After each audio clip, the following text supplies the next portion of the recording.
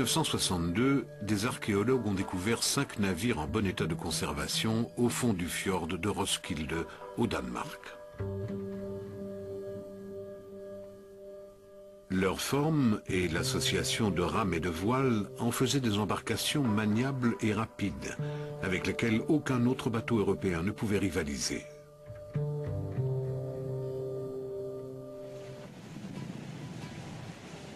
Leur faible tirant d'eau leur permettait même de remonter des rivières.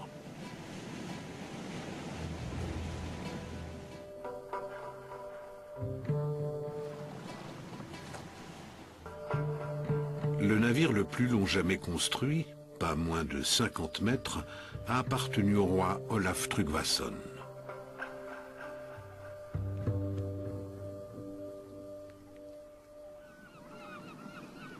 Après la découverte sensationnelle de Roskilde, un musée a construit des répliques de ces navires pour éprouver leur tenue en mer.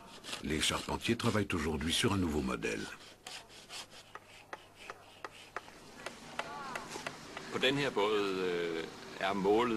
L'objectif de ce chantier est d'arriver à reconstituer le raisonnement et la méthode des Vikings pour construire un bateau comme celui-ci.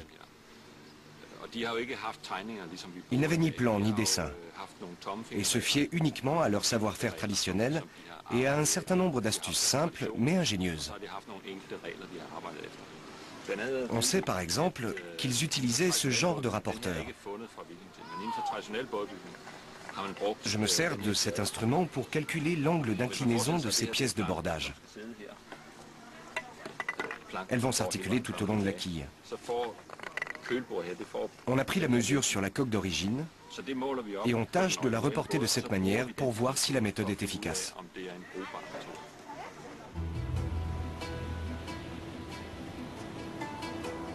En 2007, une traversée spectaculaire a eu lieu. Un équipage a rallié Roskilde à Dublin, en Irlande, en 6 semaines. Preben Sorensen a participé à l'aventure. On ne savait pas ce qui nous attendait. Au plus fort de la tempête, le gouvernail a cassé et il a fallu ramener la voile à toute vitesse. Je n'ai pas eu peur, mais pendant 10 bonnes minutes, je me suis dit, c'est la fin de l'aventure, il va falloir se jeter à l'eau.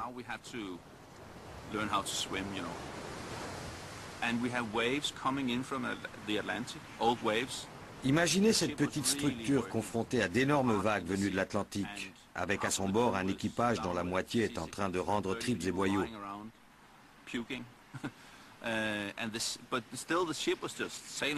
Et pourtant, le navire continuait sa course, comme si de rien n'était. C'était vraiment un bateau hors norme.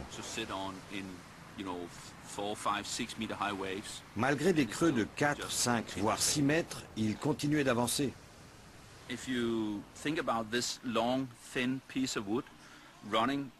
Imaginez ce long bout de bois propulsé par un vent terrible contre de gigantesques murs d'eau.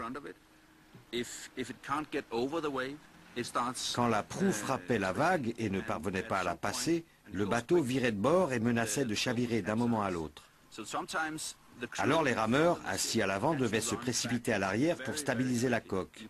Et là, il ne s'agissait pas de dire « un instant, je termine de manger ». Il fallait réagir à la seconde.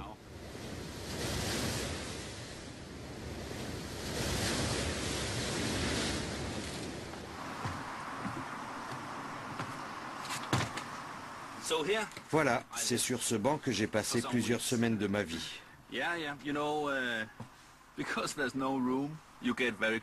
La promiscuité crée des liens.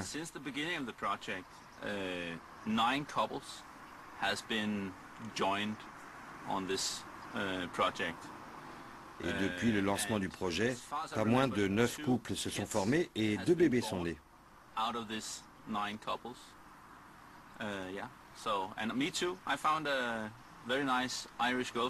Moi-même, je suis tombé amoureux d'une Irlandaise pendant la traversée. C'est le côté conte de fées de cette aventure.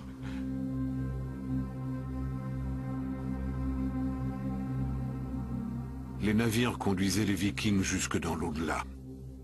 Ces monolithes disposés autour d'une tombe évoquent la forme d'un bateau.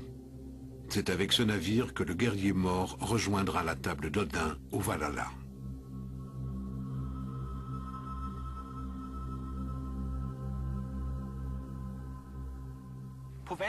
Lorsqu'il arrive au Valhalla, le guerrier reçoit le gîte et le couvert. Le lendemain, il se rend sur le champ de bataille devant la grande halle et combat jusqu'à ce qu'un adversaire lui tranche la tête. Au crépuscule, les Valkyries viennent réconcilier les têtes avec les corps. Tout le monde se relève et va festoyer à la table d'Odin. C'était l'endroit le plus enviable de la Terre. Seuls les guerriers avaient accès au Valhalla. Le reste du peuple était accueilli dans le royaume nébuleux de Hel, la déesse de la mort, qui possédait son propre navire. Les Vikings croyaient qu'à la fin des temps, les forces du mal viendraient combattre les dieux à bord d'un grand bateau dont la coque était confectionnée avec les ongles des morts.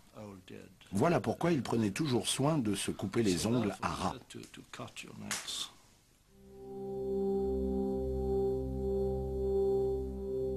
Les puissants avaient le privilège de partir pour leur dernier voyage dans un vrai bateau, enseveli sous un tumulus.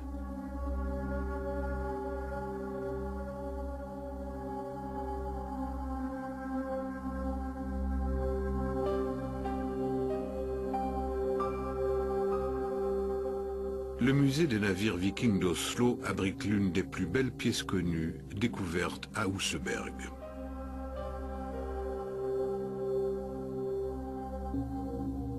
Ce navire, qui date du IXe siècle, est une sépulture digne d'un roi. Et pourtant, ce n'est pas la dépouille d'un homme qu'on y a trouvé, mais celle de 2 femmes.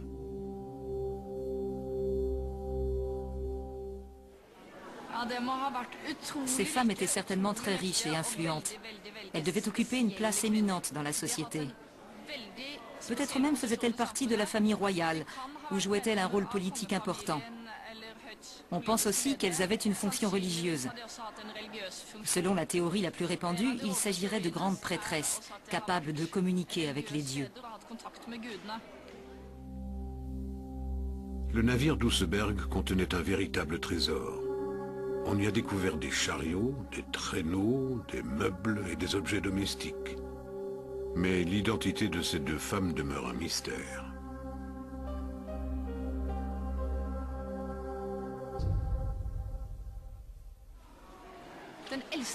La plus âgée porte autour de la taille une ceinture, à laquelle est fixée une petite bourse. On y a trouvé des graines de cannabis, ce qui n'est certainement pas fortuit.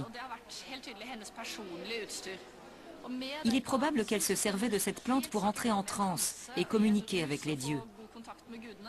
Il est possible également que, compte tenu de son âge et de sa santé précaire, elle s'en soit servie pour soulager ses douleurs. On peut aussi imaginer qu'elle en a fait un usage à la fois religieux et pharmaceutique.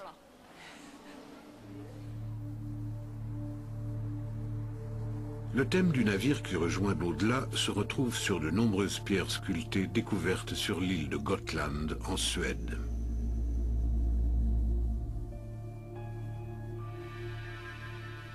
Ces pierres relatent de hauts faits accomplis par des héros de légende tombés dans l'oubli.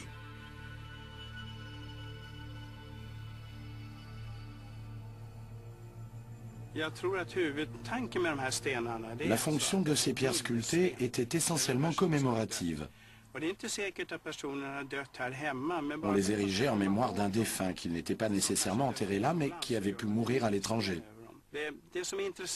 Ce qui est intéressant, c'est que les représentations figuratives se raréfient au fur et à mesure que l'on entre dans l'ère chrétienne. À la place, on voit apparaître une croix centrale et tout autour, un entrelac d'inscriptions runiques qui, en guise d'épitaphe, déclinent l'identité du défunt, sa généalogie et son lieu d'origine.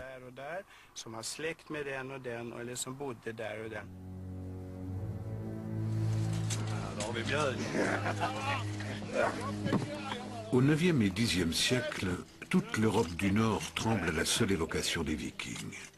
Peu d'endroits sur les côtes et les grands fleuves sont à l'abri des pillards du Nord.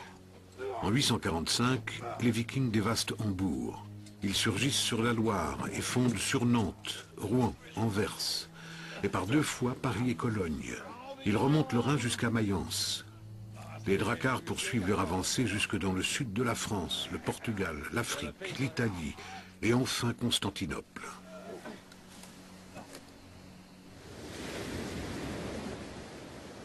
Une partie du butin finit sur les marchés du royaume viking, notamment à Æthelbu.